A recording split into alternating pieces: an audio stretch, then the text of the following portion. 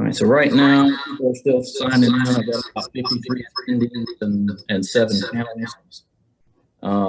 Thank you for joining the meeting. We'll go through some of the alternatives this evening, answer some questions, address some comments, concerns about the project. A few housekeeping. We converted this meeting to a webinar to hopefully help control some of it a little bit. Towards the end, if we have time, we'll open it up to take questions or comments from the attendees. And I would just ask those attendees, if you have a question or a comment, to submit that through the chat feature in Zoom. And we have someone who will read those comments, and we will try to address them as they come in with the time that we have that's allotted. We do have a hard stop time of 8 p.m. on this meeting.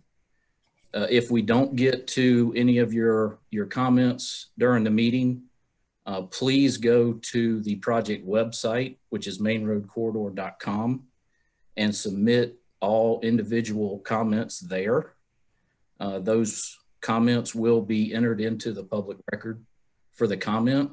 Will be addressed. Right now, we're pushing 700 comments so far on the project, and we will be responding to those individually. With that many, it's going to take some time, so please be patient, but we will respond to each and every one of them. Also let you know this meeting is being recorded, and we will post this on the project website. I hope everybody have the opportunity to view it that wasn't able to meet with us this evening.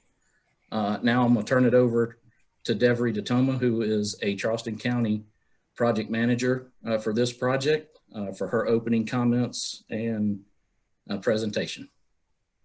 Okay, first I'd like to let everyone know our elected officials are here. We have our 2 county councilwomen here, and we also have county councilwomen, and we also have city councilwoman Jackson here and city councilman Brady here. So this project is in County Councilwoman Johnson's district, District 8, but there are users in County Councilwoman Honeycutt, as well as the city council members limits. So I'm first going to turn it over to County Councilwoman Johnson to see if she wants to say anything, opening remarks. Okay, well, I'll make a few remarks. First thing, I just want to say good evening to everyone, and thank you all for joining in. I am interested in hearing more about the additional comments I understand that some people have in reference to the segment C, widening of Main Road.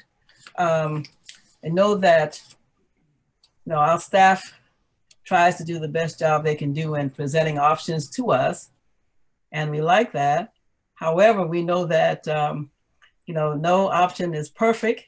And there may be some things that you could help us to critique, or maybe you just don't see these things as a measure that may solve the problem. However, we try to do our best, and I'm just looking forward to hearing any additional comments that the public may have in reference to this project. Thank you so much.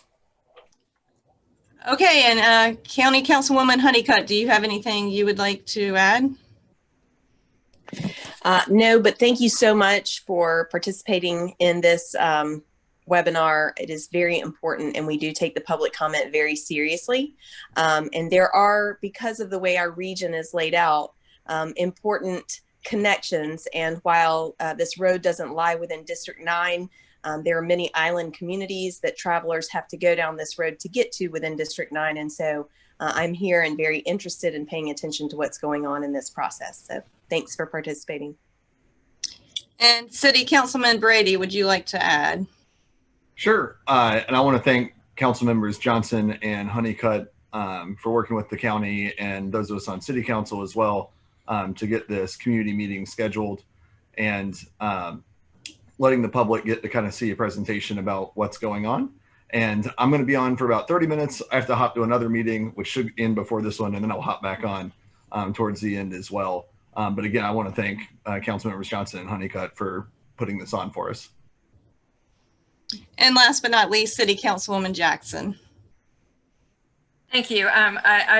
I do appreciate the opportunity to all be part of this listening and Q&A session. I think that my colleagues have hit the reasons why we're all interested. There's a lot of connectivity that comes from the peninsula, West Ashley, and obviously the two Sea Islands where people, and the barrier islands, Keogh and Seabrook. So we know that we're not just acting on behalf of our own constituents, but this whole part of the region to make it better. So I'm looking forward to understanding how that all works in the public's mind. Thank you. Okay, with that, we'll get started. And before I turn it over to Chris to go over the alternatives, I wanted to touch on some of the institutional knowledge as well as the purpose and the need. I have noticed from a lot of the questions that we have been getting that there is definitely a misunderstanding in the purpose of this project. A lot of the questions started with if safety is the primary purpose of this project, and addressing safety will come with any of these improvements, but that is not the primary purpose of this project.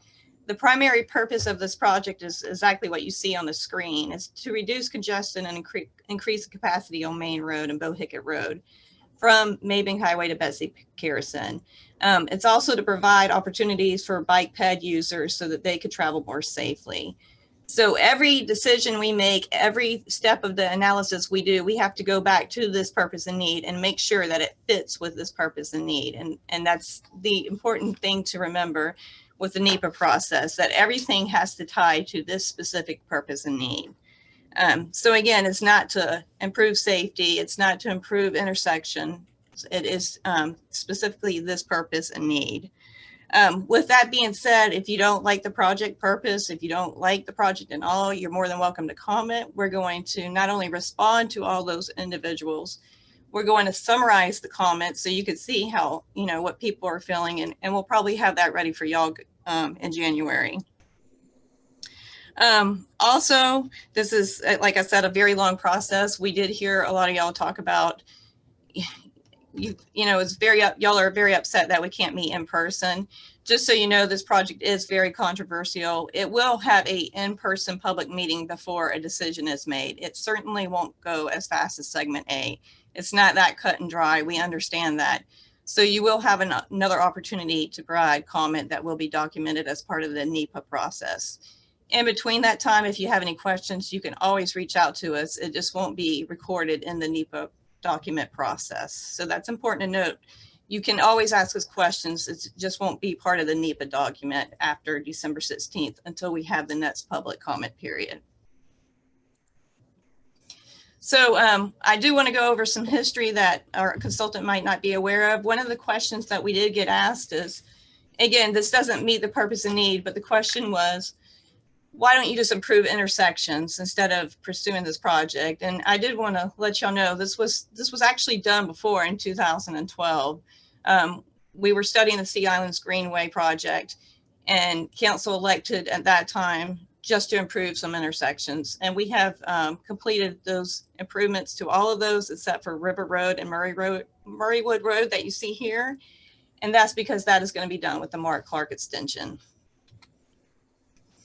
The reason why the project is funded and approved, and the reason why the purpose and the need is what it is because we got public feedback before the referendum went out that y'all voted on, and we sent out surveys. So I kind of wanted to go over that history with you. A lot of y'all may recall we had a meeting to talk about some proposed projects back in 2016. And there were 241 people that attended that meeting on Johns Island. And the main project that we talked about at that meeting was the 17 at Main Road intersection and Main Road widening Bees Ferry to Betsy Garrison. There was a proposed $195 million towards that project. Since then, we have separated that project into 3 segments. Segment A is going from River Chisholm all the way to Bees Ferry, and we're moving on with that. We already have the preferred alignment. And the reason why that project was separated was because depending on Mark Clark extension, segment B may not be needed. So we were able to separate the project, and we're moving forward with A, and now we're moving forward with C, and we'll sit back on segment B to see if we even need to pursue it. When we had those surveys that we sent out after we met with all the people in Charleston County, we got almost 1,700 comments. And within each project area, all projects had a combination of support or no objection exceeding 75%. And of all those projects, the 17 and Main Road widening and widening of Main Road, it generated the most comments and received the highest percentage of support. And as you can see right here, the county also received 300 comments regarding this Johns Island Island Expressway, which was not a listed project. And here's a pie chart showing you the summary of those results. There was 46% that had no objection, 43% in total support. However, if you really drilled down into those comments, you would see that 9% that said they totally supported, they did oppose the limits. Another comment that we received a lot of was the support for Maybank Highway. I did want to point that out. We have, we're seeing similar comments that we saw when we tried to widen Maybank. We had complete plans to widen Maybank. And the community stakeholders got with the city, developed a community plan, and they did not feel like that was in harmony with what they were looking for Johns Island. So they came to the county council, asked them not to pursue the widening of Maybank, to look at the pitchforks, mainly because of the tree impacts. And so when we presented that to the feds, which we had 15 million of federal funds in, they did not support it because of the lane width. So they withdrew their money, and we're pursuing the northern pitchfork, which we should be advertising in the beginning of this coming year. And we also built the one additional lane that did not impact any trees to get you from James Island onto Johns Island. And also, as part of the overlay meetings, a lot of y'all attended those overlay meetings that we had. And the number one comment that we got was, why didn't you widen Maybank? And I just want to point that out, that it's very important that you get your comments into us so we can properly inform our council. Because we're seeing opposing results between what the citizens are saying and what the stakeholders are saying. So the more people that comment, the better off we all are. And with that, I'll turn it over to Chris so he can go over the alternatives. All right. Thank you, Devery. Before we get into looking at the alternatives for segment C, I do want to touch on a couple of things. One, in general, we've had numerous comments that have come in that questioned why segment C was moving forward and not segment A. Which I think we would all agree is one of the biggest needs of this corridor. And I just want to let everyone know that segment A is moving forward. It selected preferred alternative has been done on that project, and it is moving forward towards a permit submittal. So we are not ahead of segment A. We are following segment A with segment C. And then again, like we've mentioned before, there's been a tremendous amount of interest in this project. Like I said, we've received close to 700 comments so far, which is great. This project, or where we are right now, the virtual public meeting is step 2 in the public involvement process. And I think I can say for everyone, we wish we would have been able to do this in person, but the circumstances of 2020 and COVID has just not allowed that to happen yet. And I say yet because that is something that we're looking forward to. And some of the very early comments that we got were recommending additional time to evaluate the alternatives, some additional opportunities to interact with county staff and the project development team. And Charleston County and the city has heard those requests. This meeting is a product of those requests as an additional opportunity to get information and provide feedback on Segment C project. After tonight, so the path forward from this meeting will be the project development team will take all the feedback on the alternatives. The alternatives will be changed, tweaked, adjusted, whatever term you want to use for that.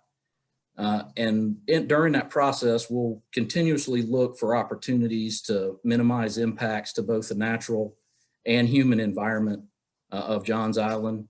And all of this was going to be done with the goal of bringing these revised alternatives back to the public. We are now looking at sometime in the summer after the COVID restrictions are lifted to have an opportunity for an in-person public meeting to show the revised alternatives and give the public the opportunity to interact with the project development team and county staff. And that will be done prior to the selection of a preferred alternative for this project. And I'm gonna share my screen here.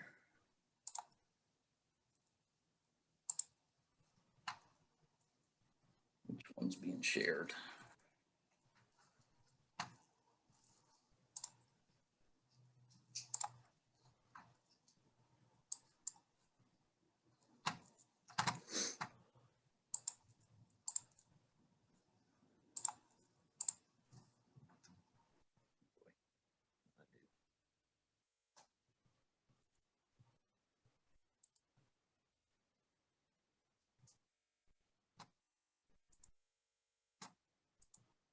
Okay.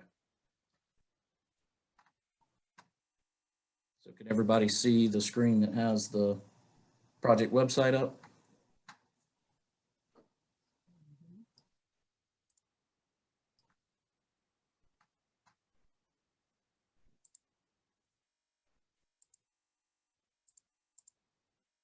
Okay, there we go.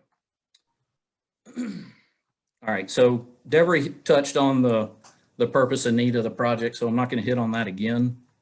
So we'll jump into the alternatives for the project. And a couple things before we do that, just know that each one of these alternatives has a multi-use path incorporated into them. And also this is kind of the first public involvement for the project.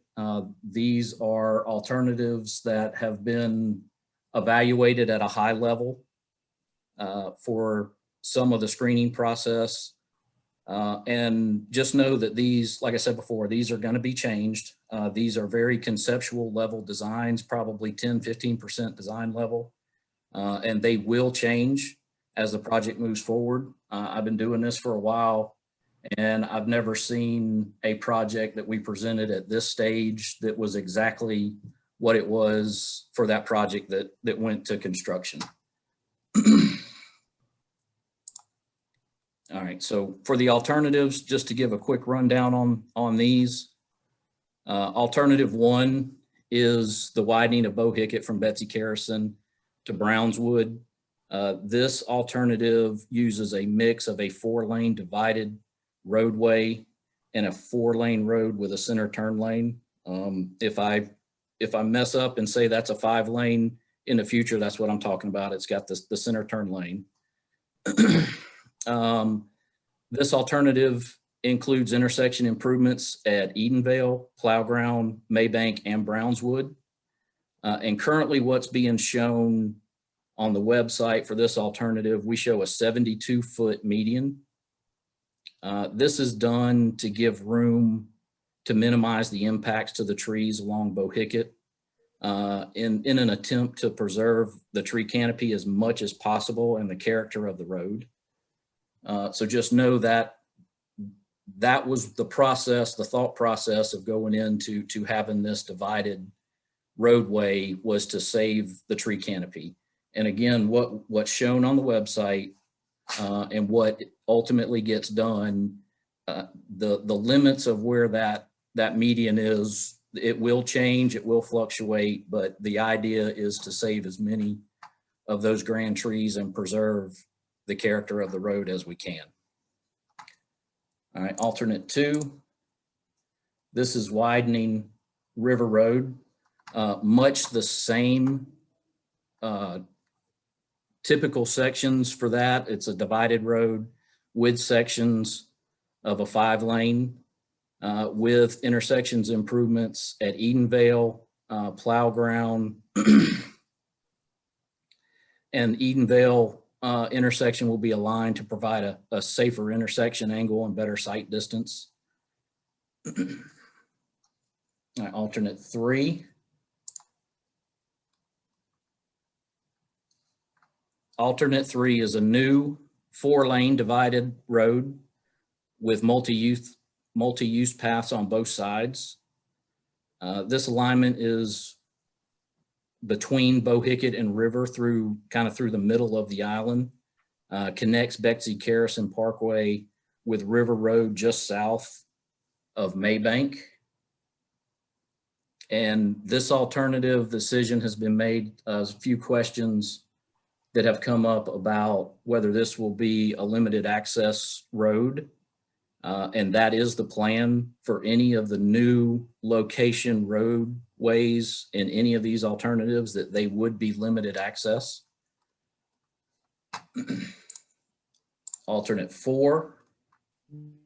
Alternate 4 uses a portion of alternate 1, which is widening Bohicket,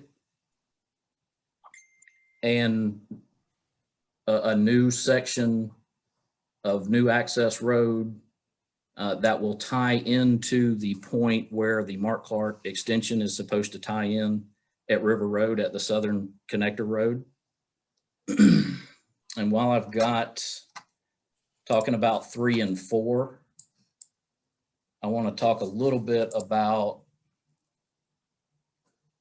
the tie-ins at River Road.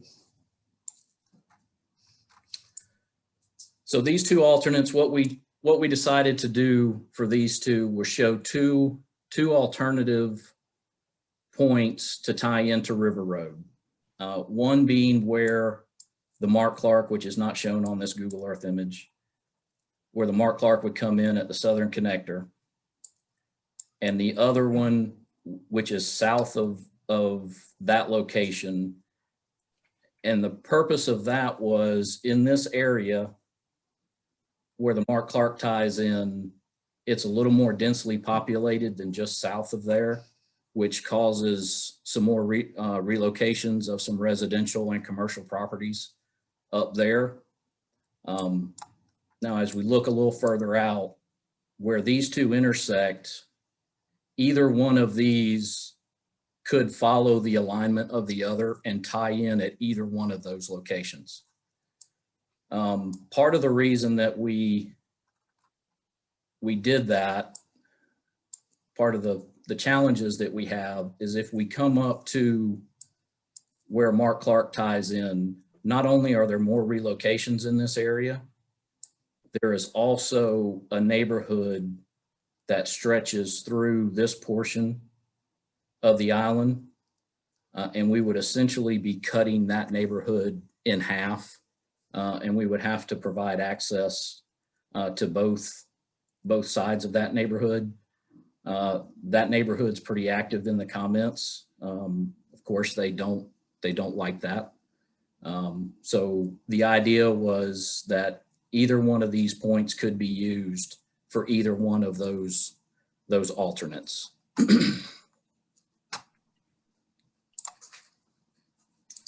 And the last alternate uses a portion of Bohicket, widening from alternate 1, improvements to Plowground Road, and then a portion of alternate 2, widening River up to Maybank. So that's a very quick summary of the alternates that we have, what's being brought forward for the public to look at, comment on, and provide some feedback. So any comments on that? Deborah, anything you want to follow up on?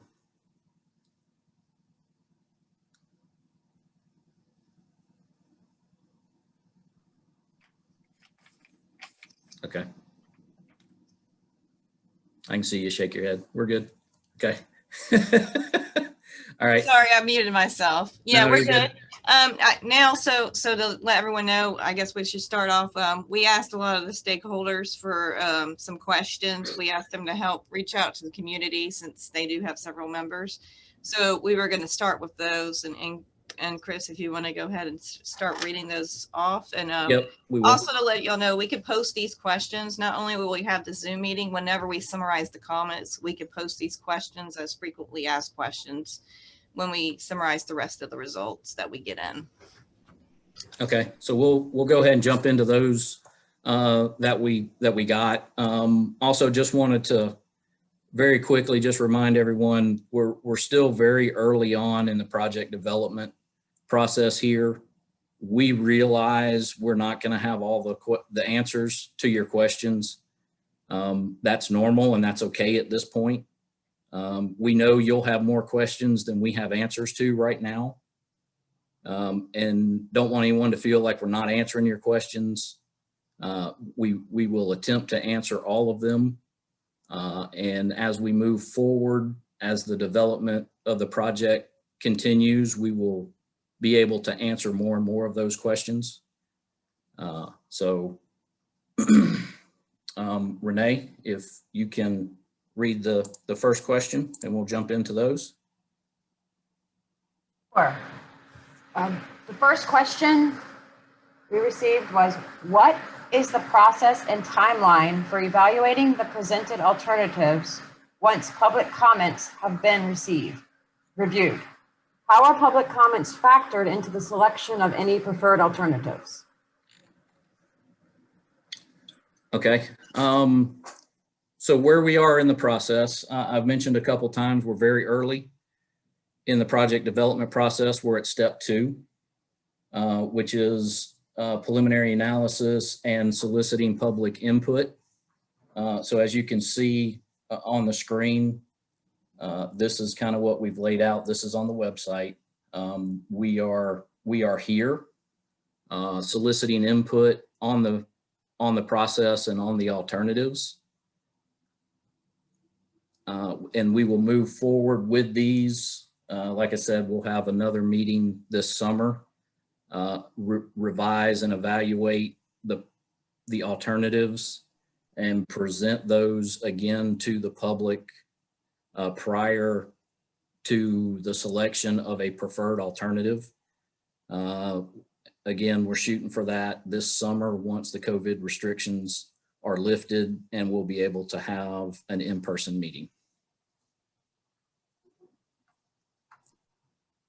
Okay, great. The next question was, what additional road infrastructure improvements are currently under construction on Johns Island and how might they impact the main road corridor project?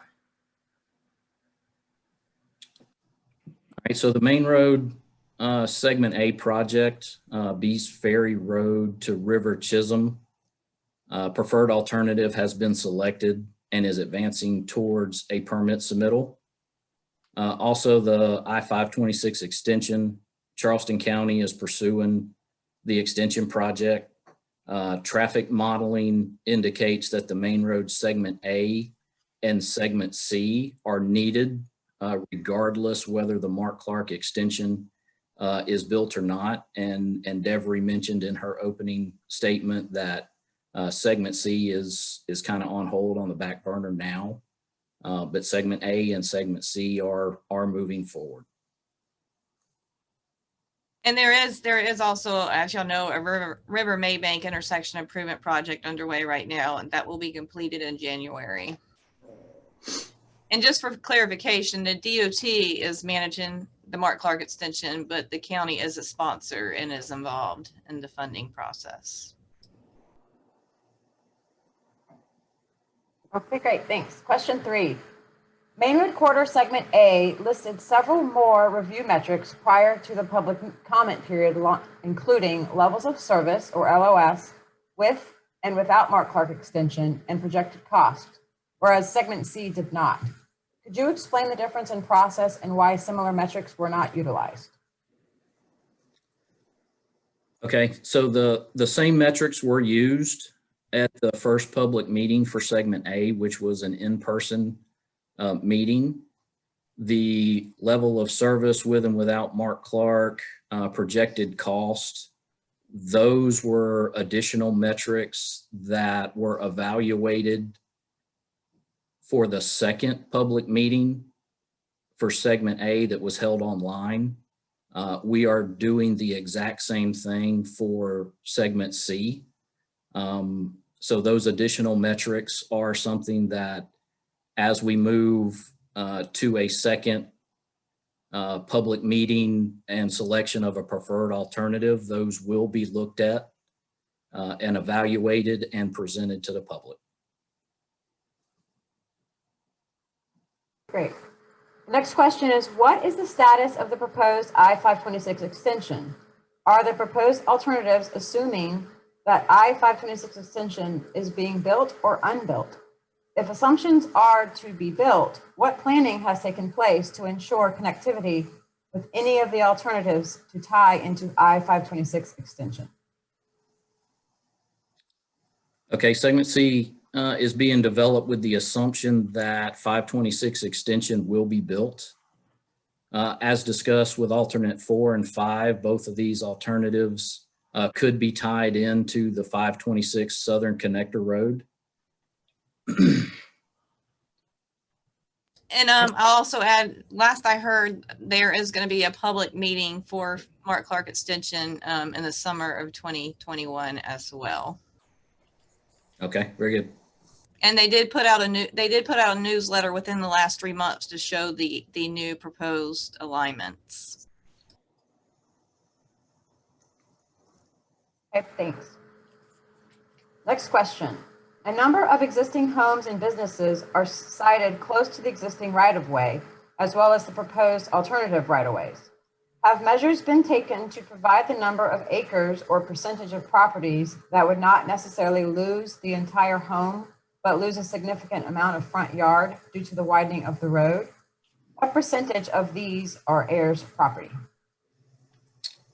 Okay, so additional right-of-way investigations will be done once the preferred alternative is selected and the design advances to a point where exact impacts on properties can be determined. At that point, there'll also be some property searches that are done to identify the property owners. And that's when the heirs' properties could be identified, and then we would be able to answer what percentage of heirs' property is involved.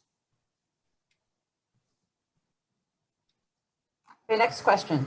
Will there be additional metrics provided to the public to evaluate the presented 5 alternatives and to evaluate significant traffic problem areas on Johns Island? For example, estimated cost, traffic scores like level of service, traffic volumes, congestion, delays, number of parcels impacted, number of grand trees removed and canopies lost, wetlands and farmland acres impacted. Short answer is yes. All of these will be evaluated as the project advances through the project development process. Now for traffic scores, LOS, since LOS is a lot easier to come up with at an intersection project. In discussing this with our traffic engineer, a corridor project, which these are the shortest option here is about 8.5 miles. The longest is over 12 miles. A better gauge of traffic is using a VC ratio, which is a volume to capacity ratio. And that's what we've been looking at for the traffic evaluations for segment C so far. As Johns Island continues to see significant growth in development, what metrics have been included in the design and evaluation process to account for planned but unbuilt subdivisions and additional future development? Okay, so the latest CHATS traffic model, which CHATS is the Charleston Area Transportation Study, This area falls within the CHATS MPO, which is a metropolitan planning organization, which is required for large urban areas of the state. So we've used those CHATS traffic models to develop this project. And those models take into account traffic projections, land use, zoning, and estimated future growth. So that model that shows the traffic that we've been using to do this evaluation takes into account most of those, all of those future projections. Okay. Alternative 4 closely represents the proposed alignment for the proposed Sea Island Greenway. Does this alternative present the opportunity for this new roadway to be limited access, considering conservation easements and/or other development protections? Has the project team met with property owners to discuss this concept? If not, is the project team willing to meet with property owners to discuss this concept? Okay, so yes, for alternate 3 and 4, the preferred alternate, the sections will be new location. I'm sorry. So if 3 and 4 are selected, as those move forward, like I said, any new location roadway will be limited access. And since we're very early on in this project, we have not contacted any property owners, but would be willing to do so in the future. Chris, can you define what limited access is real quick for the folks that are listening? Okay, so if you look at Bohicket and River now, every property is available to have access to the road. And that can't be denied unless there is a limited access on the road. So for instance, the best example would be the interstate system. That is a limited access where you only access the interstate from certain points at interchanges. So that would be the same idea that would be used here. And we would identify certain points to access from the adjacent properties. And that would just limit all of the driveways coming directly onto the roadway, and provides better traffic flow. Okay,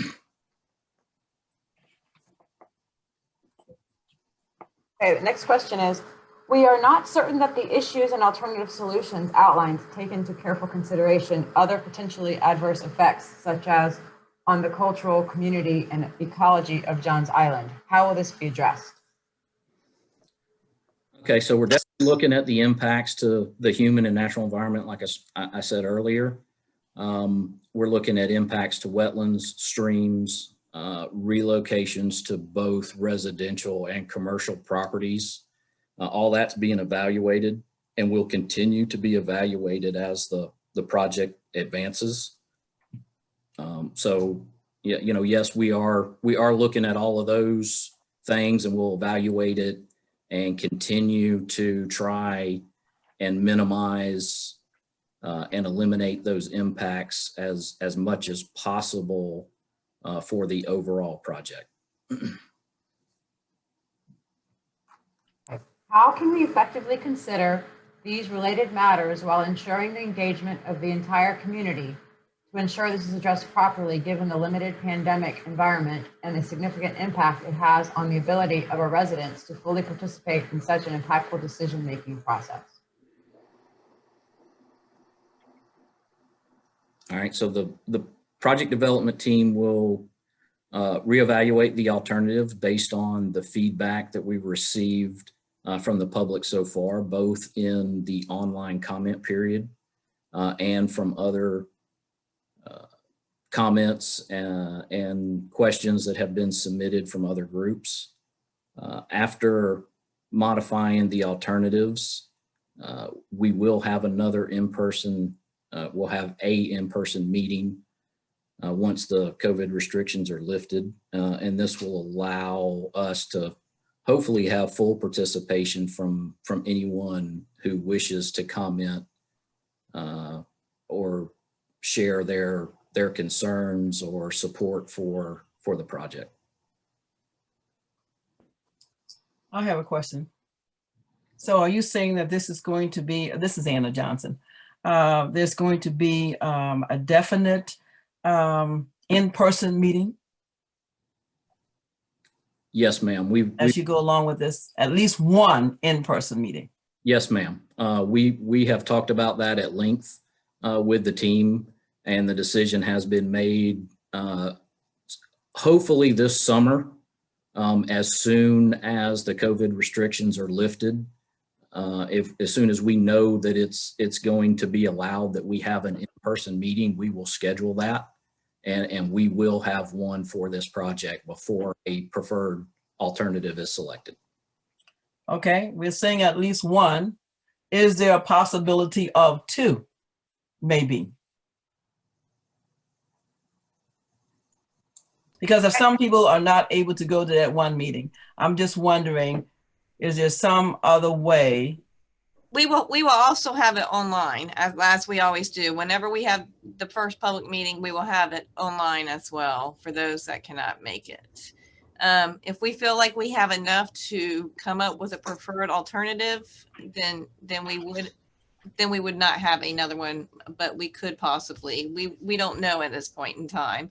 But for those that would not be able to make it to the public meeting, we would absolutely have it virtually, like we did with segment A and every other county project that we're moving forward with. Okay, since this is a very controversial project here, like 50-50, I really would like for you to, just keep in mind if there's a need for a second in-person meeting, we should try to address that. I'd like to try to alleviate, people being misunderstood.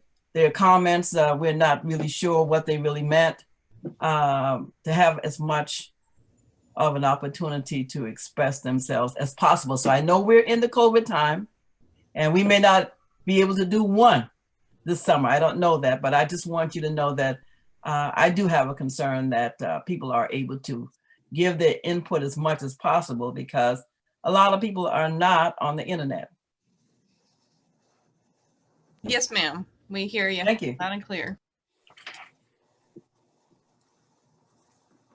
Thank you. Moving on to the next question. If the Mark Clark extension is not completed in a timely manner or at all, how might this subject be affected in regards to the timing and decisions we are being asked to make? All right, the Mark Clark extension, it's been a project that's been around for a long time. Charleston County supports that project. The Main Road Corridor project is being developed with the assumption that the Mark Clark extension will go forward and be built. Again, whether the Mark Clark extension is constructed or not, the traffic modeling indicates a need for improvements in segment C. If for some reason the Mark Clark does not move forward, additional analysis would need to be done on segment B to determine if those improvements are needed along that section between River Road, Chisholm, and Maybank. But regardless, the segment A and segment C is shown that it's needed, whether the Mark Clark is there or not, and those two sections of this project are moving forward.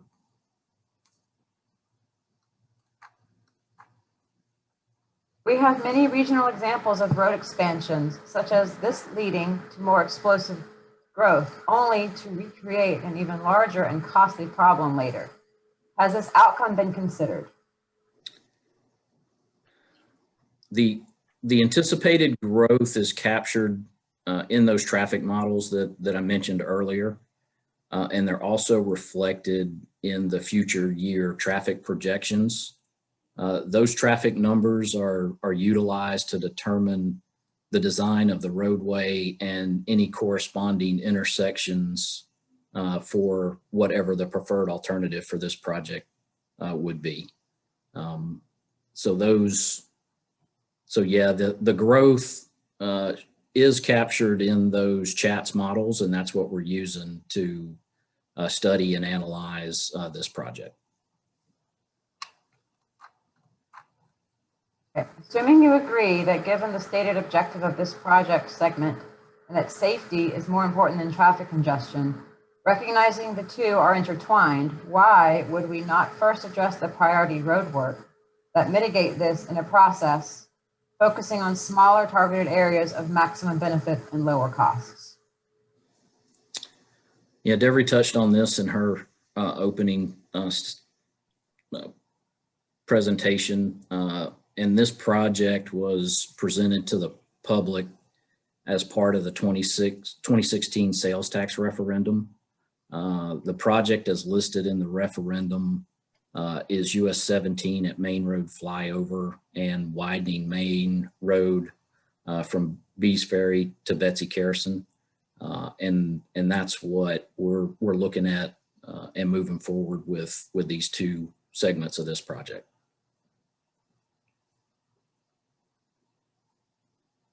If the community decides to hire a traffic consultant to assist them, we assume you would be more than willing to collaborate? Yeah, I mean, we'd be willing to discuss this project with all interested stakeholders. So we'd be open to discuss it. How has your traffic modeling taken into account the build out of Johns Island and its neighbors? Again, that goes back to the CHATS traffic model that takes all of the future projections into account with their model. And again, that's what we're using to develop and analyze the traffic for this project. What percentage of the traffic congestion comes from the travel of Johns Island residents? Okay, this one we probably don't have a good answer to. An origin and destination study hasn't been done for this project to determine the split of traffic, what the split of traffic is between on and off island residents. So that's one we just don't have an answer to at this point. It appears that the two main subjects driving the need for segment C are accident and traffic data. Is this data available for review? If these are not the main reasons for the need of a segment C approach, what are they? Again, we'll go back to the purpose and need of the project. And this project was presented to the public again in the 2016 sales tax referendum. And it was listed to do improvements from Bees Ferry to Betsy Carson. And that's what we're advancing with the project. The county hasn't supplied sufficient data to make an informed decision regarding how best to spend our limited funds on road improvements on Johns Island. Again, I'd say we're very early in the project development process here. Additional information will be provided as the project development process advances. The county believes it's important to share the alternatives early in the process and receive feedback, knowing that additional changes will be needed based on the public input, and all of those comments will be taken into account as we move forward and further develop the alternatives for segment C. County must provide the community with detailed traffic data to help them make informed decisions.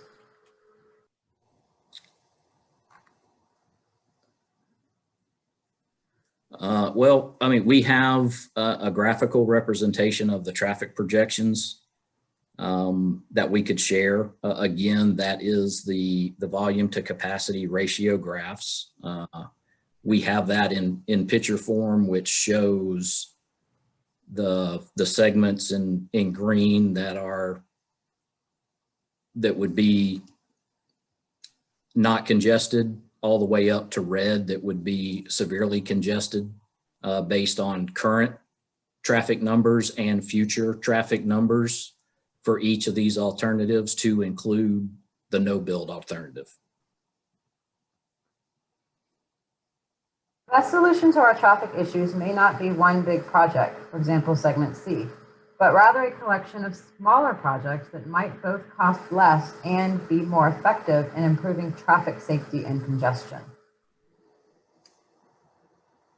Okay, so again, we'll go back to what was presented to the public in 2016 sales tax referendum. And that referendum did pass, as Devery showed in her presentation. And the limits of that project was to improve Main Road from Bees Ferry to Betsy Carrison. And it was listed as a widening of Main Road from Bees Ferry to Betsy Carrison. So that's what we're working on developing for this project. Interactive meetings, not just surveys and Zoom Q&A sessions, must be scheduled with the community. Okay, so we've mentioned this a couple times. We hear you. The county has heard you, and there will be additional opportunities to meet in person once we're able to look at the revised alternatives for this project.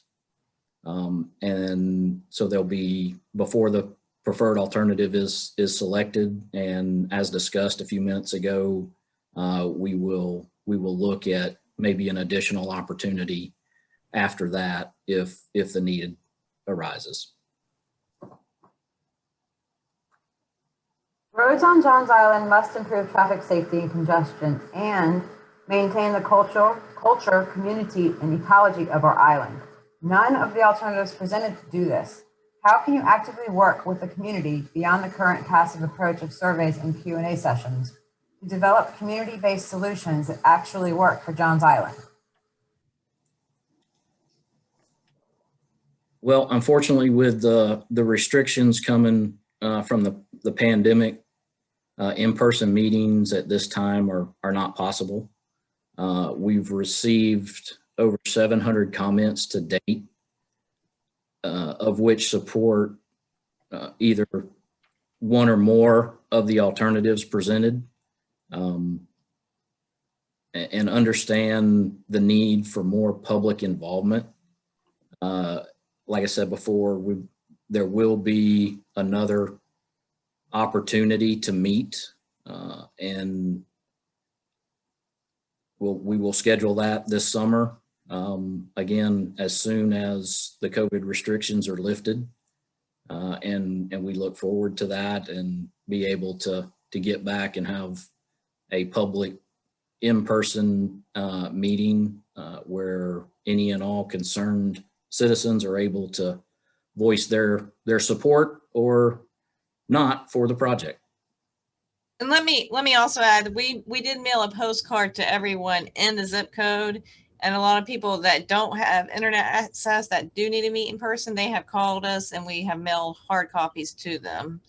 So we are trying our best to reach out to those that do not have internet access at this time.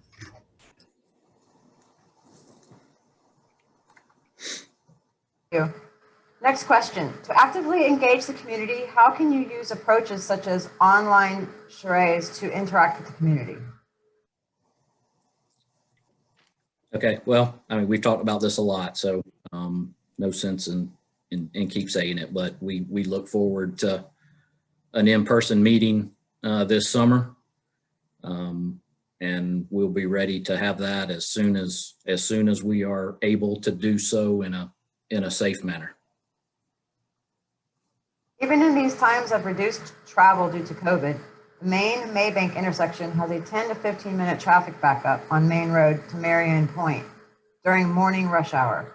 Given that this is now the biggest congestion point on the island and upgrading this intersection would cost less, impact no homes, take no farmland, and cross no wetlands, why isn't this being done before we even consider anything in segment C? Well, the Maybank and Main intersection has recently had a minor improvement with some improvements there. The intersection along with the Main Brownswood intersection are included with segment C project alternate 1. And if alternate 1 is determined to be the preferred alternative, then these two intersections would be improved as part of this project.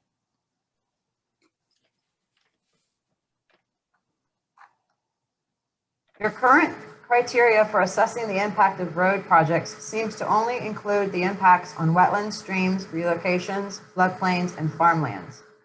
How do we include other impacts, including the impact on settlement communities, the tree canopy, the rural character of this portion of the island, farm fragmentation, residential lots that are not relocations but effectively make the house unlivable, and increase the development and the increase in development pressures which result in increased traffic?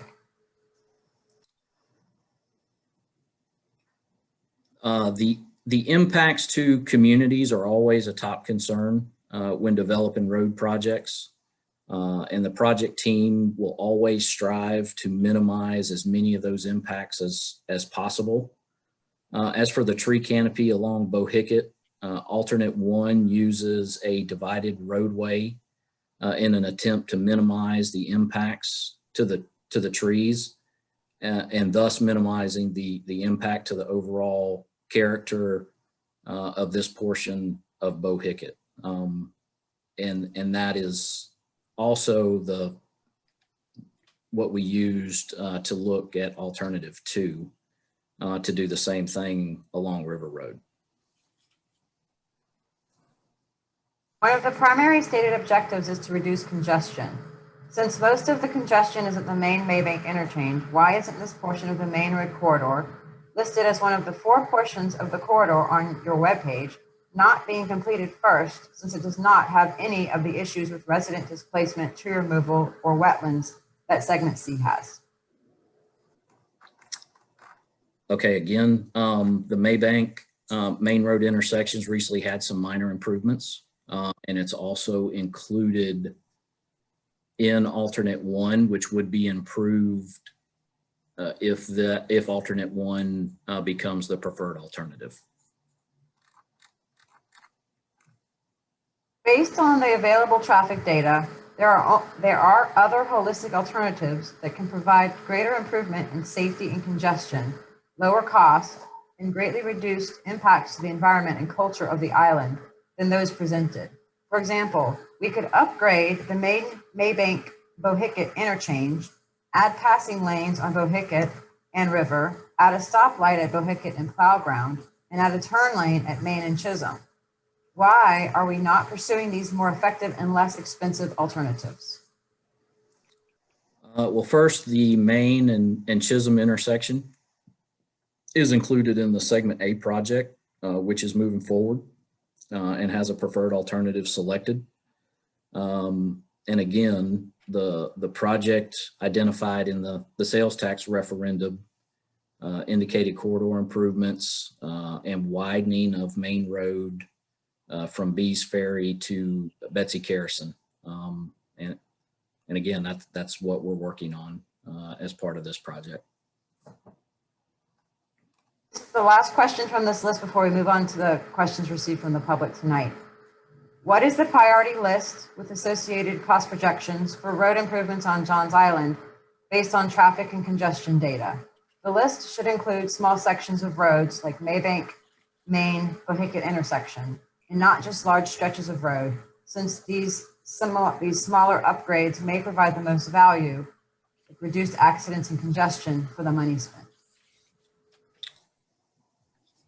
Okay, so this project we've mentioned has been broken into 3 segments in order to expedite portions of the project. Segment A from Bees Ferry to River Road, Chisholm is advancing ahead of segment C. The project was identified in the referendum for the entire corridor, which is why it's being investigated this way. Okay, that's the last of the questions that were kind of the frequently asked questions. And like Deborah said, we'll likely post those to the website. We have received some questions from the public that we'll be reading out loud and answering as we can, and we can get through them. It's 7 o'clock. We have until 8 o'clock, so we'll get through as many questions as we can. Really quickly, I saw some questions coming in from people that arrived late. They just wanted a quick summary of who the panelists are. Can we do a really, really quick roundtable of just who the panelists are for those latecomers, and then we'll go to the questions?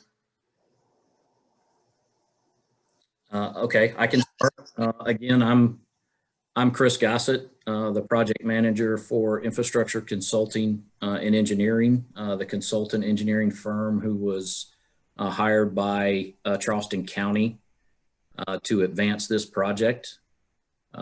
Segment A is being managed by one of the other project managers in our office, and I'm managing segment C. And I'm Deborah Detoma. I'm with Charleston County Public Works, and I'm currently managing this project. And we also have our council people. I'm Anna Johnson, council member for District 8.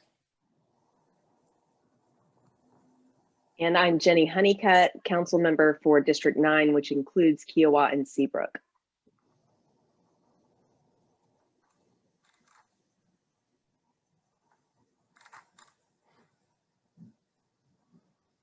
Okay. And yeah, we also have City Councilwoman Jackson on here, and we have the person reading off the panelists. Her name is Renee.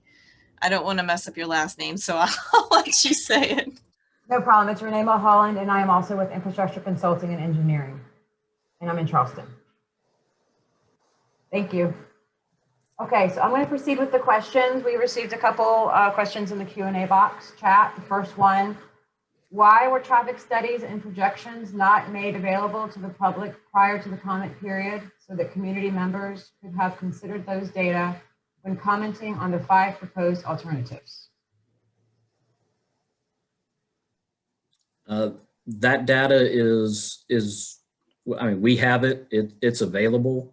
I don't see any reason why we wouldn't be able to share what we have. I know it's been shared with a few folks that have asked specifically for that. And we can figure out a way to add some of that to the website and allow everybody to have it. So yeah, I don't have a problem with sharing any of that information. It's public. We're here. We work for you. We're not trying to hide anything. So I don't mind sharing that at all. Okay. The next question we received was, for each of the 5 alternatives, what is the projected expense from eminent domain expropriations? Okay, for eminent domain, you're talking about some right-of-way costs.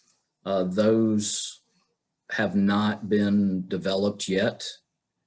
They will, as we move forward with the project, we will be looking at some detailed cost estimates, and those will be presented at one of the upcoming public meetings when they're ready to be shown to the public.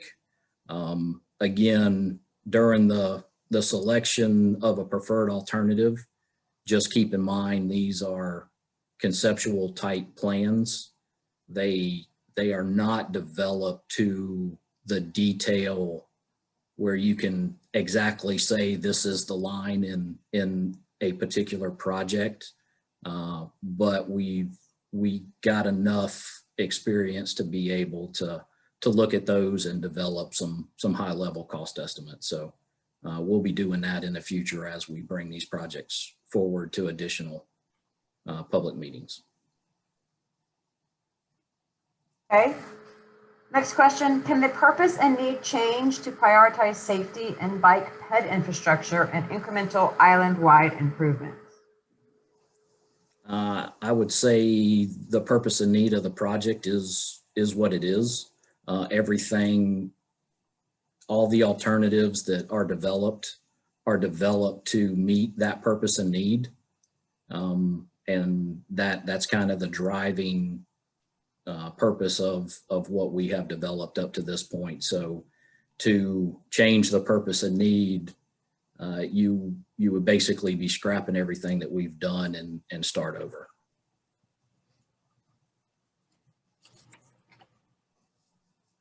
Okay, we also received some comments in the chat, so I'm going to go back kind of by timestamp.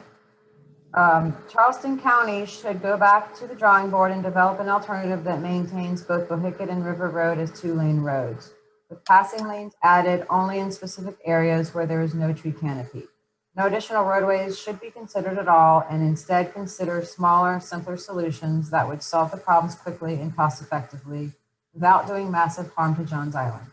Lowering the speed limit to 40 miles per hour and more law enforcement would cause an immediate reduction in traffic accidents and fatalities. Speeding and impaired driving are the main causes of traffic accidents. More of a comment than a question. But. All right, well, I'll take that one. So go back to the drawing board, develop alternatives to maintain a Bohicket and River and 2 lanes and provide passing lanes. So I would say we go back to what the referendum said, which was widening Bohicket or Main Road from Bees Ferry to Betsy Carrison. To do anything outside of that may put the county in jeopardy of what was passed with the referendum. And again, everything that we have done up to this point is widening Bohicket or some other alternative to reduce congestion and provide additional capacity through the corridor for segment C, the corridor between Main or Betsy Carrison and Maybank.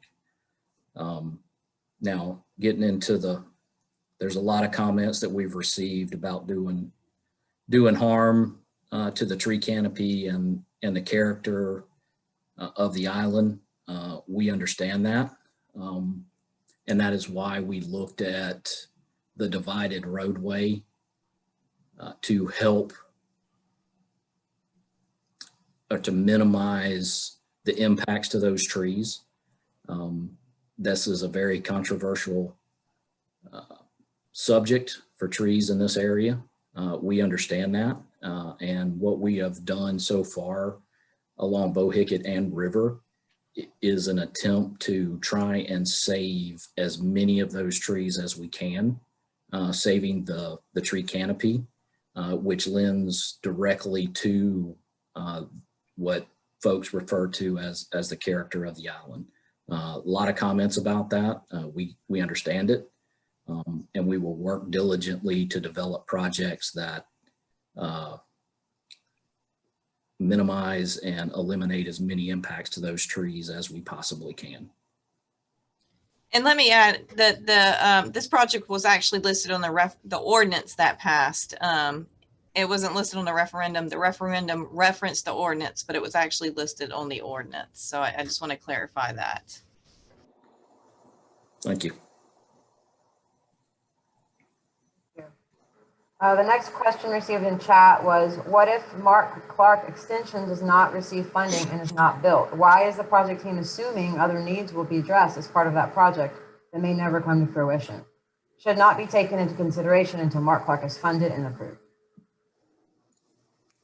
Okay, again, so going into this project and starting the development, the assumption was that 526 extension would be built. And that's what we developed, looked at as far as the traffic analysis for the overall project. And again, that initial analysis when the project started showed that segment A and segment C were needed, whether the Mark Clark was built or not. And segment B could be placed on the back burner, not eliminated, but placed on a back burner. And then if Mark Clark is not built, that decision is made definitely in the future, then segment B could be reevaluated and brought forward as a project.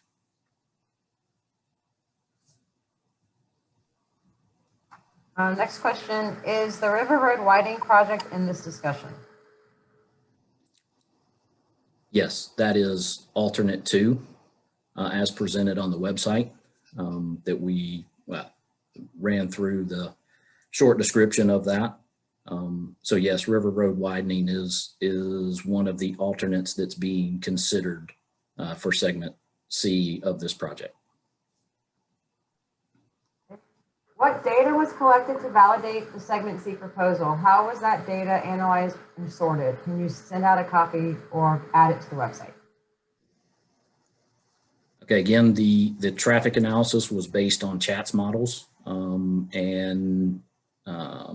which takes into account all of the future development, future growth projections, and future traffic projections.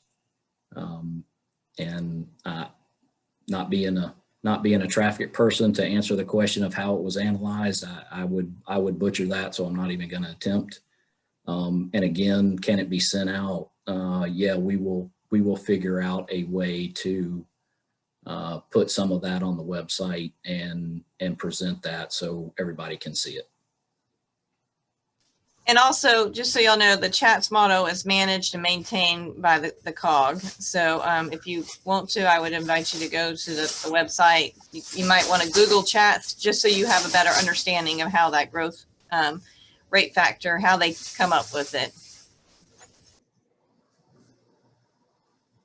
Okay, thank you. So back to the Q&A box, we've received a question. There are several ways to increase capacity and reduce congestion strategically in a strategic manner without condemning property along Bohicket Road, without adversely impacting the ecology, without devastating the canopy. Does the county plan or intend to review strategies that will meet the stated goals without turning Bohicket Road into another Mark Clark Highway or another Betsy Harrison? There are strategic improvements that will be much more cost effective for the taxpayer. Okay. So the other improvements, I'm not exactly sure, other than if they're referring to a lot of the other comments about spot improvements throughout the corridor. Again, we are looking at developing a project that widens one of the alternatives or provides a new alternative or a new roadway to minimize congestion throughout the corridor. And I think I've answered the question about the tree canopies and what we're trying to do to minimize those impacts as well. Okay, in the chat we had someone asking you to introduce yourself, which we've already done. So then back to the Q&A, there was a question for NEPA. How is each of the 5 impacts weighted? Wetlands, impacted streams, potential relocations, floodplains, farmlands. Are some metrics more important than others? Well, all the metrics are important. And keep in mind, for the process for Main Road, it is essentially following the NEPA process. But there's no federal dollars in this project as of now. So the process would be, it's going to be a combined NEPA document. So the core permit will be the federal document for this project. So we will have to lean heavily on what the core looks at, which is stream, wetland impacts and relocations, which is why that is part of the first cut of impacts that are looked at for this project. But all of those metrics are important, along with the input from the public to determine the preferred alternative.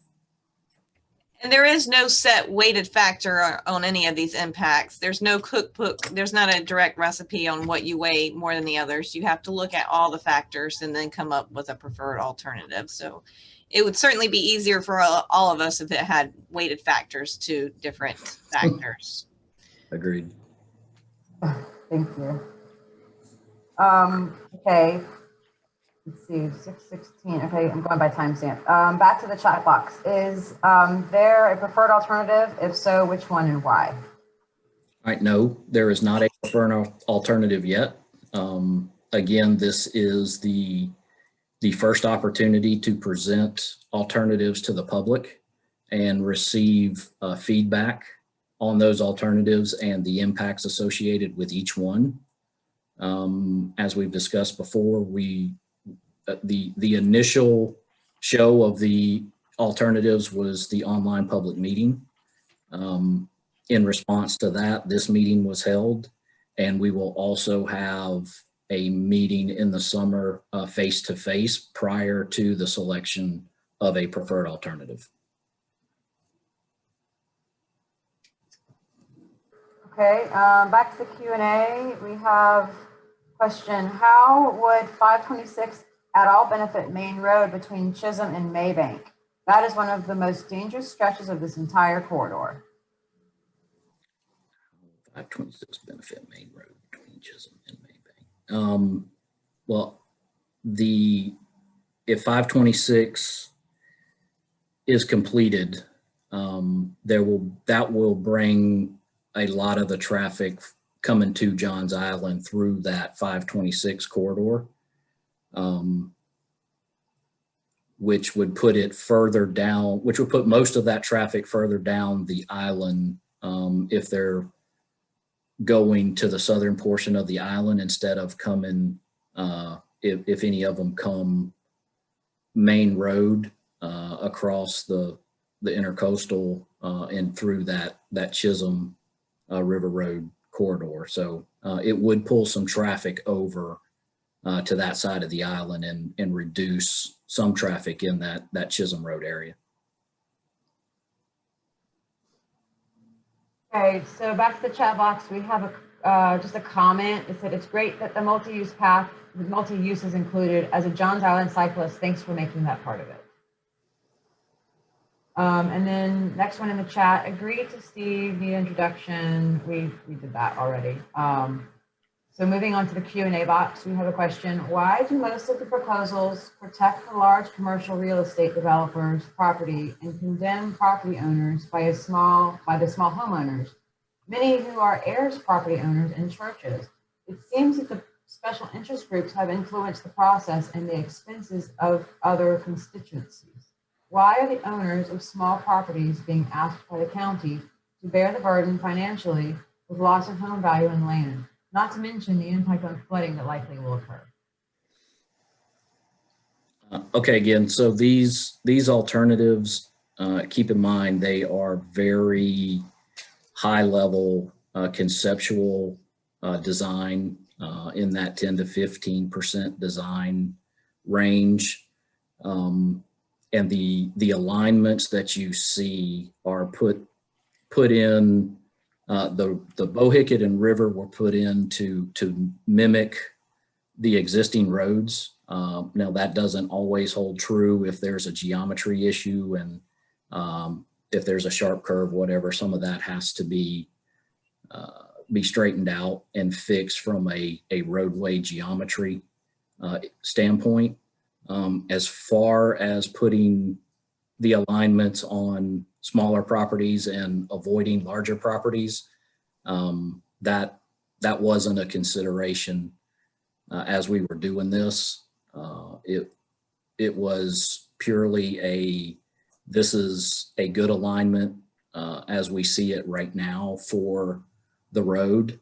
And again, as we move forward and tweak some of that stuff, and look at cost, it may be more beneficial to move some of those alignments to some other properties and minimize and reduce impacts to some of the smaller properties, especially if there's a relocation involved or something like that. So it's an iterative process that we will look at each one of these alternatives multiple times. There will be changes, there will be revisions, and it will be designed in such a way that reduces as much as possible all impacts to wetlands, streams, natural environment, and the human environment. So it's, the designs that you're looking at were not put in a particular place to benefit one property owner over the other. So. This question's already been asked and you've already answered it, but 526 isn't funded or permitted, why would you include it in any of the main road improvement considerations? Okay, so yeah, the assumption going into this as we developed the alternatives was 526 extension would be completed and built, and that's one of the assumptions that was made going into the project. And I'll add on to that. That was because, you know, county council has approved to fund a shortfall for the Mark Clark extension. So based on their directive, we have to assume that it's being built. As Chris said, that is why we're holding back on segment B for right now as well. So it is covered whether it's built or not.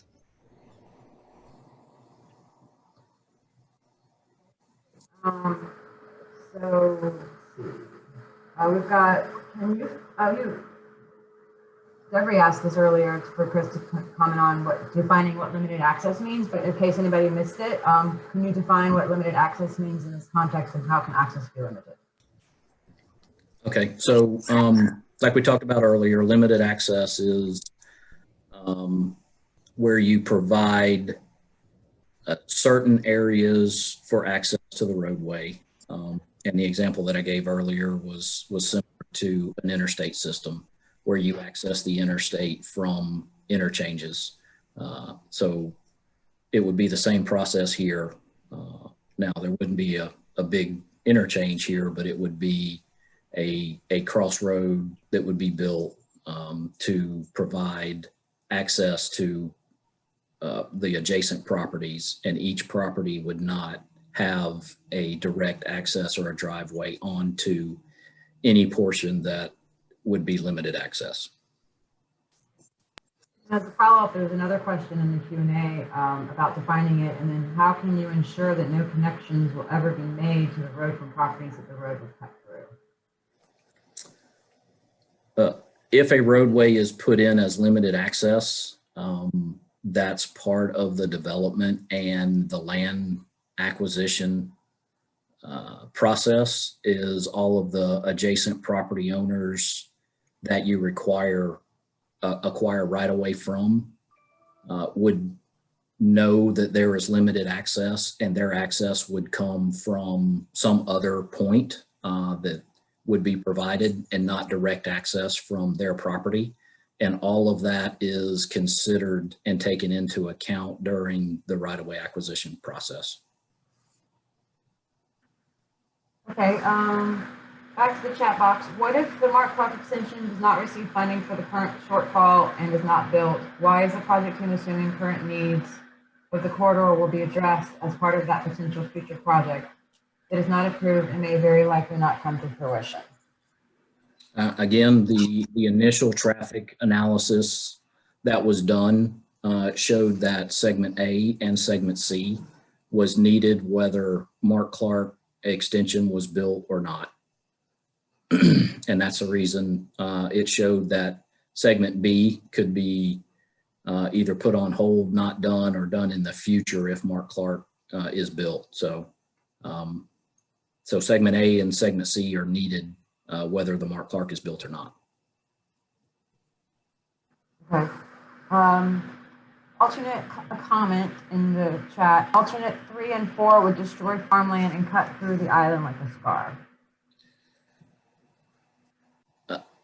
We understand that a new location roadway would take additional properties other than take more property than widening an existing road. And that's why the majority of the alternatives that we looked at utilized existing infrastructure, with only the segment C and portion of 4 utilizing a new location roadway. So there would definitely be additional impacts to the property owners through the middle of the island for either alternate 3 or alternate 4. We have a question that was asked already in the Q&A box and then again in the chat, so I'm going to skip that one because it's exactly the same person, and move on to the next one in the Q&A. could you, I don't know if your population statement is true. Your maps are very old. Don't know if your population statement is true.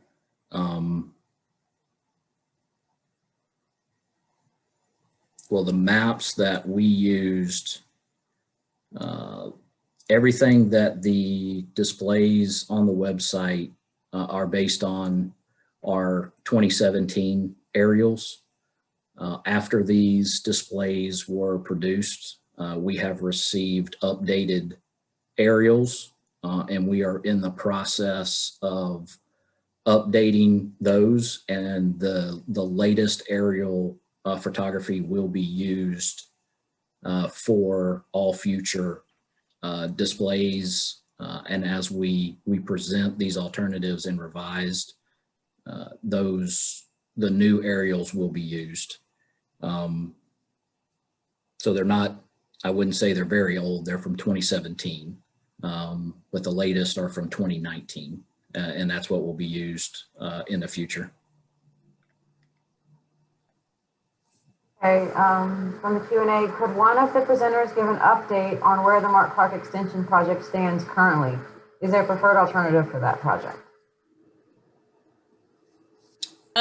I could speak on that. Again, there's several new alternatives. There should be a newsletter. I would encourage you to go to the Mark Clark Expressway Extension. I know there is a website specifically for it. It is maintained by the DOT. It is a DOT project that the county is sponsoring and funding, but it is managed by the DOT. And last I heard, they were planning on having a public meeting. They were hoping for the beginning of the year, but they have moved that to this summer. And if you need help finding that handout of what the proposed alternatives look like, you can call me tomorrow. Just call the number on the website and we'll get you to it.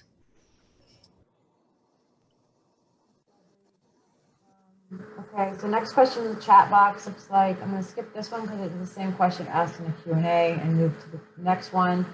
I'm from that neighborhood that would be bisected and think that it would damage our house costs secondary to the environment impact and have an impact on the wetlands there that are just a pleasure to live near. I would worry about changing the character of it.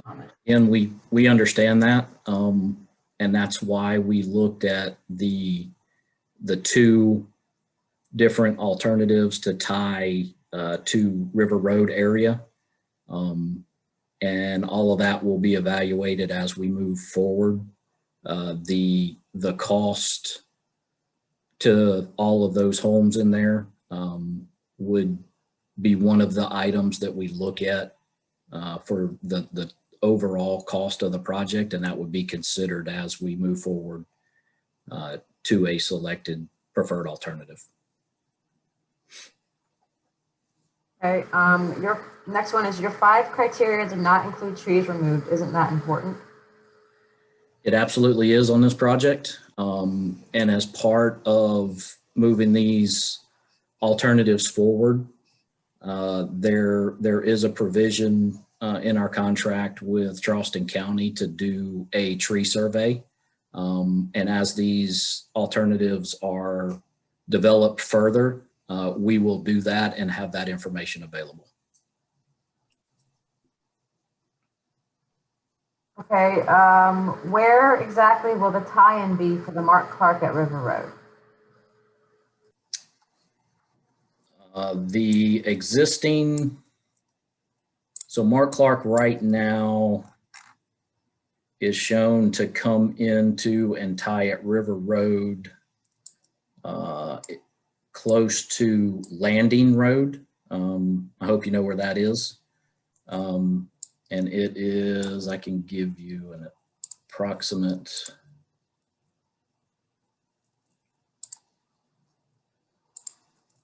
It's about 3/4 of a mile from River Road. And that's just doing a rough measurement on Google Earth. And the other tie for the other alternate comes in right at Starfish Drive, which is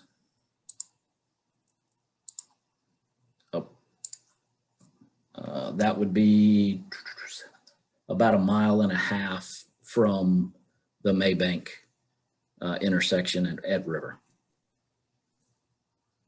I think the first one was Rushland Landing Road, right?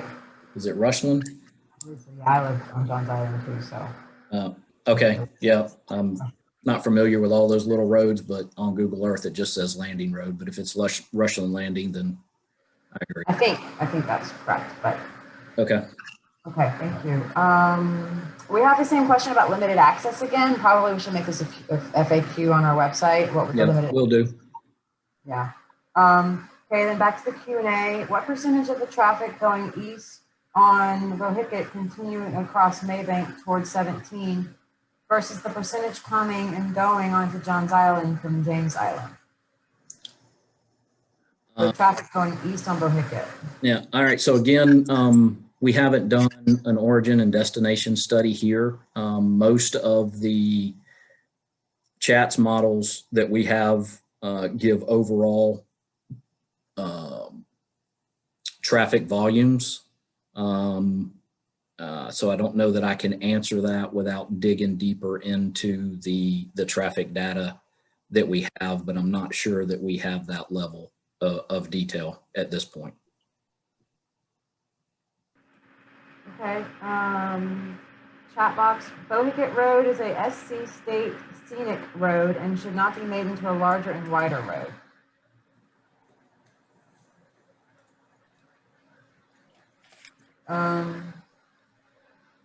Next one is, was the option of the middle road immediately adjacent to the existing power line evaluated? If it was, then why is it not presented, or why was it eliminated? I know this came up after the alternatives were put on the website. We did look at the alignment along the power lines that run through the middle of the island. What we did look at was, one of the comments was, why could we not use the easement that the power lines are on? And we did a little bit of research. That power line easement is only about 60 feet wide, which is not enough for a roadway to go through there. And even if it was, if we use that easement, you would have to buy additional property to move the power lines to, and or just run the new roadway adjacent to the power lines. But the power lines run through the middle of the island and then cross Edenvale plow ground and go back towards, for lack of a better term, the Guatemala side of the island, which, in our opinion, if you're going to run a road through the middle of the island, it would make more sense to tie into where the Mark Clark was going to come, instead of just tying back in with Bohicket on that side. Okay. Q&A, if we consider alternative 1, 2 lanes will be added. So why does the center road, alternative 3, need to be 4 lanes plus median? Alternate 1, there is 2 existing lanes, which we would be adding 2 additional lanes, which would make 4. And alternate 3 and the portion of alternate 4, which is new location, would be 4 lanes with the median, and the median was put there to kind of hold a parkway style roadway through the middle of the island, which makes more sense if it's going to be a limited access facility.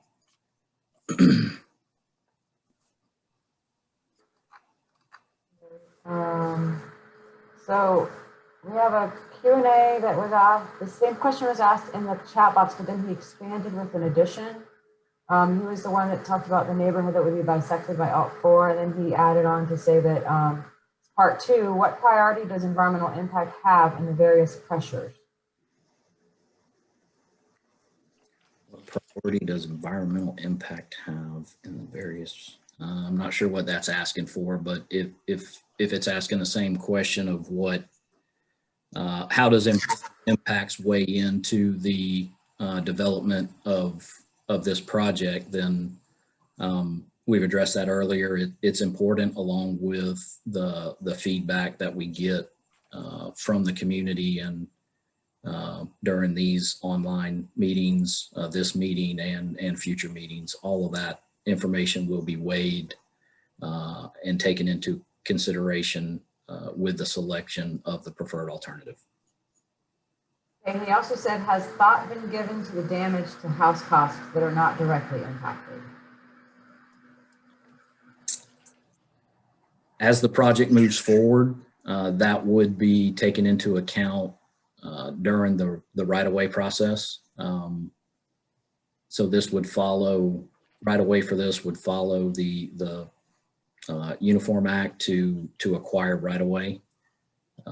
So any property impacts would follow that same process, and fair market value would be offered to that property owner. Okay. Next one in the Q&A. What's the projected timeline for the completion of the Mark Clark Expressway?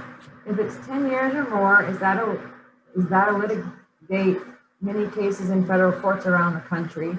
Under the federal rules, there is an important provision that remains in the minds of us litigators as we file cases and make arguments, identified as Rule 11. Rule 11 states, among other things, that by signing a document, pleading, etc., and submitting it to a court, the attorney is affirming that the arguments contained therein are not for an improper purpose, and that the claims, defenses, and other legal contentions are warranted by existing law or by a non-frivolous argument for extending, modifying, or reversing existing law, or for establishing new law. That's all a quote. The most recent arguments supporting Trump that were filed in the U.S. Supreme Court and supported by 17 attorneys general in amicus briefs, which asked the court to disenfranchise the voters in the so-called battleground states. Is that practical or realistic?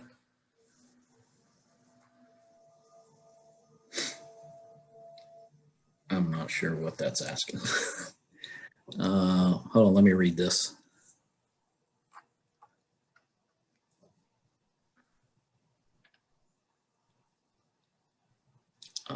Well, the first question is, what is the projected timeline for the completion of the Mark Clark Expressway? Devery, do you know what that timeline looks like?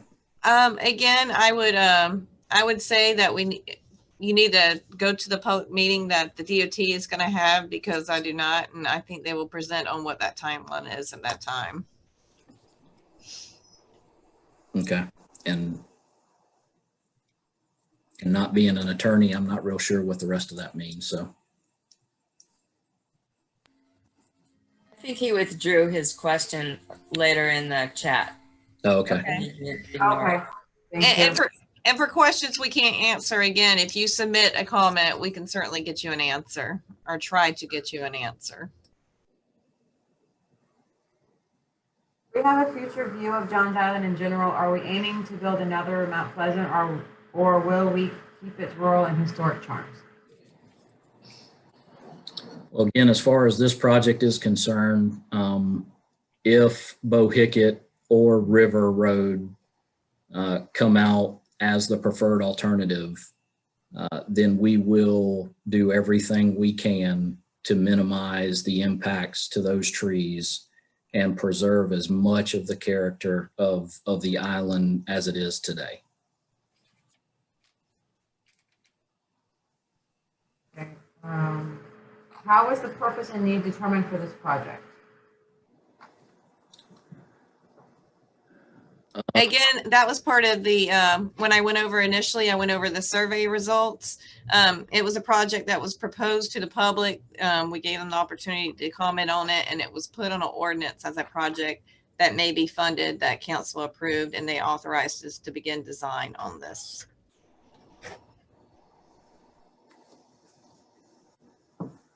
Another one from Q&A box. What would be involved to make alternative 3 a limited access toll road like the Hilton Head Cross Island Expressway, with the proceeds going to a conservation land bank for Johns Island? Why wouldn't it be a toll road? Was that the question? Yes, what would be involved to make alternative 3 a limited access toll road, with the proceeds going to conservation land bank? Yeah, I mean, I think the limited access, we've already answered that, but as far as a toll road, I think Charleston County would have to support that and put it back out to the public in order to make that happen. But I'm not familiar with how that process would have to take place. That'd probably be a research project in its own. Okay, I'm gonna see where the other person scratched the question. Okay, next one. Let's see. Why isn't safety a strategic priority of this project? We need solutions that will improve safety on the island. The taxpayers deserve solutions that are increased safety without devastating their homes and the environment. A large percentage of the accidents are due to drivers not following traffic laws. Increasing safety and the ability of law enforcement to patrol and enforce traffic law should be a significant consideration. Again, as we improve roads, the design criteria we follow is it's rooted in safe roads. So we would not do anything that we know is a hazard and leave that in a design. So as designers and road owners and maintainers, safety is always a top priority, and we design for safe roads. Yes, so it is a priority. It is not the purpose and need of the project, just to further clarify that. Back to the chat. Is the Southern Connector the same as the Southern Pitchfork?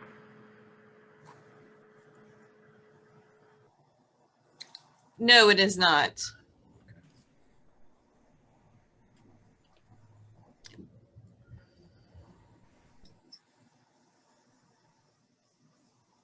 Next one we have is how likely is the River Road side to be chosen over all others? I don't think we would speculate at this point what the likelihood of any of the alternatives would be to become the preferred. We're very early in the process again. We're still gathering public input, looking at these alternatives, tweaking, and there's a lot more to be done before we get to a point of selecting a preferred alternative. So I wouldn't say one has a more highly probability of becoming the preferred alternative over any of the others at this point. How will these proposed improvements impact the established urban growth boundary line? Will these proposals accelerate growth and development on the southern end of the island, which has long been offered protection by the urban growth boundary line?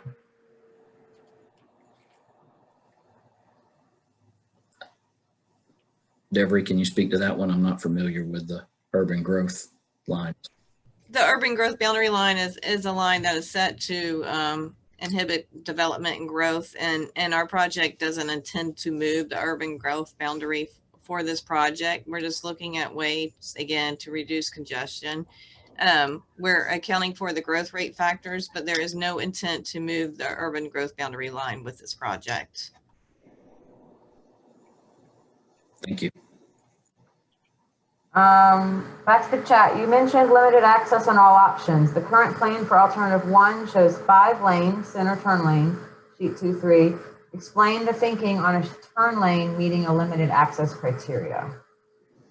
Okay, the limited access would only apply to sections of alternate 3 and 4, which are new location roads. Widening of Bohicket River and any of the other alternatives that use existing roadways would not be limited access. Here's another one that's in the Q&A that talks about limited access. Limited access roads adversely impact existing property and homes along Bohicket Road. Why are these residents asked to bear the burden when the other reasonable solutions exist that will cost less and not have such an impact on existing properties and homes? Okay, again, so Bohicket, if it becomes the preferred alternative, would not be a limited access roadway. If there's a property there that has access to Bohicket, in some way, shape, or form, that access would be maintained. Okay. From the chat, could one of the panelists clarify the impact of Bohicket Road being a South Carolina State Service road? How does that prevent the widening of the road? Thank you. South Carolina State Service Road. That comment may mean South Carolina Scenic Road. And this project, that will be taken into consideration, but it is eligible for improvements like any other road in the state.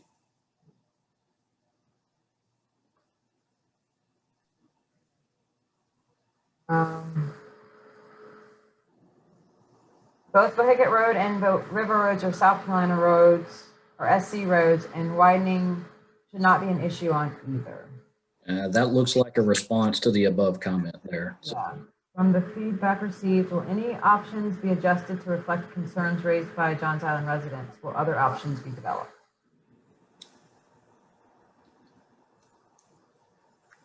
Yes, as discussed before, all of these options, based on the feedback that we get from the online comments, again, which we encourage everyone to go to the website and make individual comments on that. Those comments will be included in the record for the project.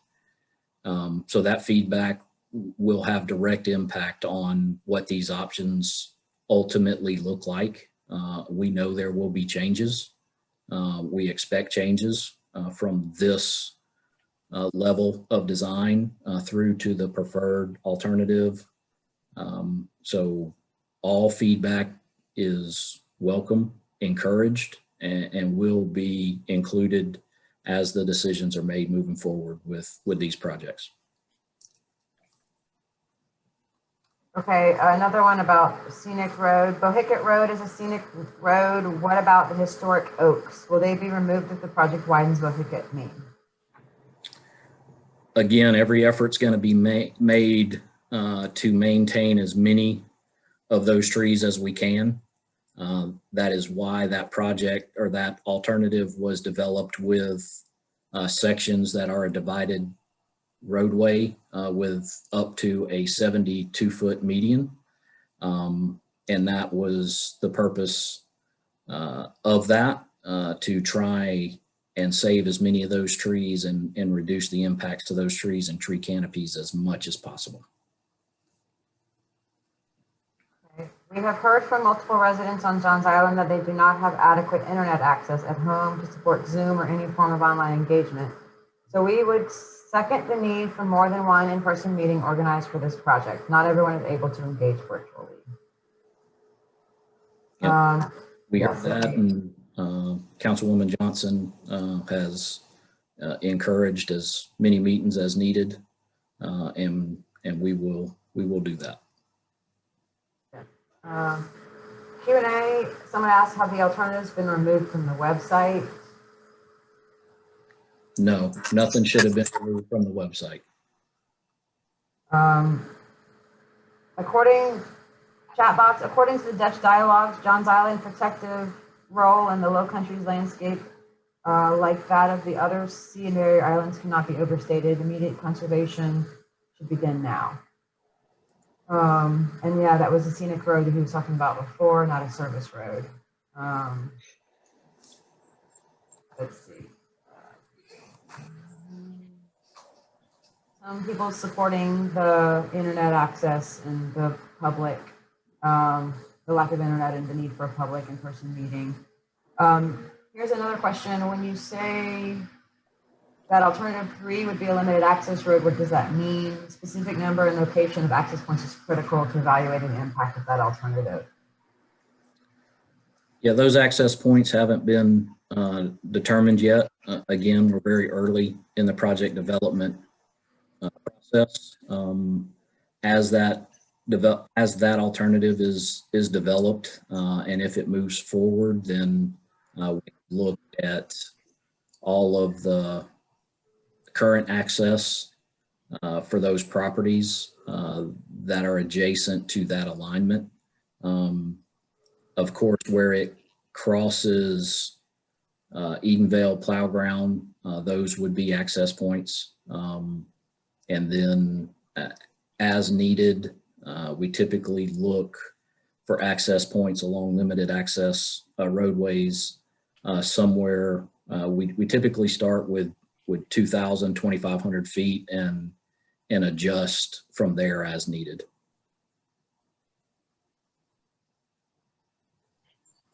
Okay.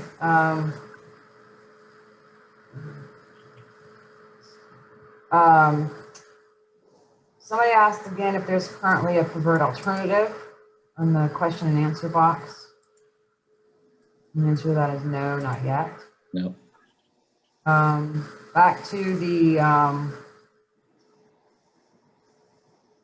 chat, would you have the breakdown of traffic between commercial and private, both currently as well as in the projections? I think the traffic data that we have has a truck percentage, which references some of the larger commercial type vehicles, but it would not get down to what percentage of cars, small trucks are commercial vehicles. It doesn't look at those. It doesn't distinguish between a commercial car or a privately owned car. Okay. Kiowa and Seabrook in the question and answer box. Kiowa and Seabrook are almost built out. There are ways to mitigate the congestion of Bohicket Road with cost-effective solutions that do not require building a 4-lane road across the island or condemning property on Bohicket. Why has the county not advanced these type of solutions?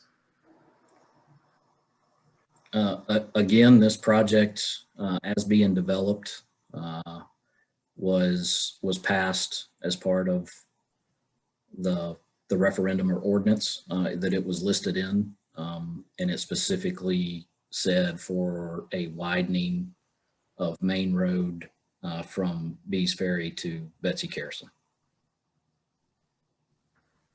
Okay, Chris, one more thing. Can you go ahead and explain real quickly why we're looking at other alternatives other than Bohicket widening? Because obviously, you know, that purpose and need was put in place to relieve congestion. So that is why we're looking at other alternatives. And the NEPA process would dictate to us that we have to look at all other alternatives that meet that purpose and need. And there were some on the table previously, like the Sea Islands Greenway. So that is why we're doing what we are doing. Yeah, that's right. So we're looking at it as a corridor project to relieve congestion through the corridor. And since that Sea Island Greenway that Devery mentioned was there, some of that was used and looked at, and just looking at the entire corridor from Maybank tying in with Betsy Carson, there's only 2 roads, Bohicket and River, and then if there's a new road in the middle, So to relieve congestion through that entire corridor, that's why all of these alternatives were developed. And all of them that we have presented as of right now, we've deemed that they meet the purpose and need of the project. Okay, for essence of time, it's 7:55, and we have a hard stop at 8, so we won't be able to get through all of these questions, but we'll get through the next couple as quickly as we can. We had a request for more requests for the traffic breakdown of traffic being on the website, providing the data, so we'll make sure we add that. The graphical representation of the ratios. Also, what was the estimated cost for all alternatives? Next question. All right. Again, as we move forward and these projects are further developed, as we bring these revised alternatives back to the public, those cost estimates will be developed, and we will present them in one of the next future meetings. Why are you not asking Kiowa to add another route onto their island? Those residents will be benefiting from any and all roadway widening and destruction of John's Island. I didn't hear that, but I think you read. I'm sorry. That's why? okay. Yeah, the 6:51 p.m. Why are you not asking Kiowa to add another route on their island, onto their island? I don't know that they have an option to add another route onto Kiowa, but again, we go back to the purpose and need of this project. That's what we're developing, alternatives to meet the purpose and need here. So that's what we're striving for. Okay, over in the Q&A again. So let's see. Talking about a Post and Courier article, and that the proposed solutions will likely not reduce congestion, as congestion is not a real issue. The congestion is only an issue in the morning and afternoon. It's largely a function of the Kiowa and Seabrook construction and service worker traffic. Is it not the local residents' traffic? Why? It is not a local residents' traffic. Why do our properties have to be condemned? Well, we look at the overall traffic and congestion throughout the corridor. The project is to reduce that congestion and not really get into whether that congestion is created by John's Island coming to John's Island or whatever, but whoever they are using the roads on John's Island. And there is a congestion problem here. Many of the comments that we've received to date of some of the 700, many of them acknowledge there are some serious congestion problems here. So go back to the purpose and need of the project. That's what we're striving for, to get the best solution that solves the problems that are here. So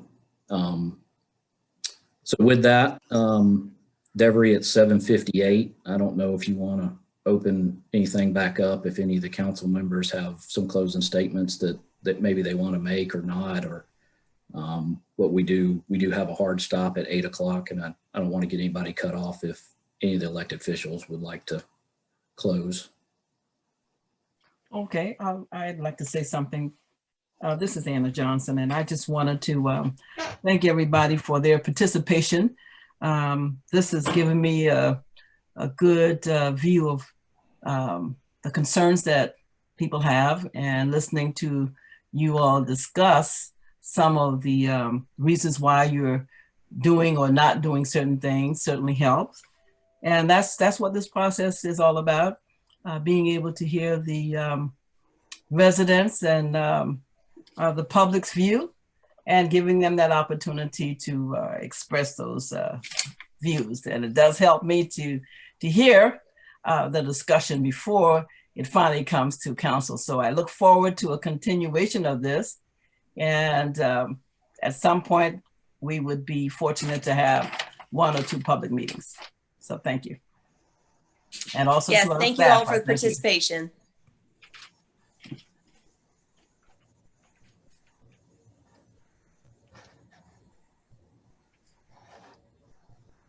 And I can just jump in and say, on behalf of the city, I want to thank again Council Members Johnson and Honeycutt for helping get this organized, and the county staff as well.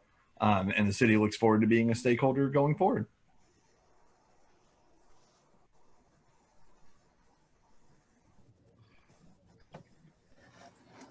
Okay, so it's now 8 o'clock. Again, I'd like to just close this with saying we encourage anybody to go to the website. Please make comments. Comments are important, and they help us to create a better project. This is your project. It's your roads, and we want to give you the best solution to the problems that are out there. Thank you, Chris. All right. Have a good evening, everyone.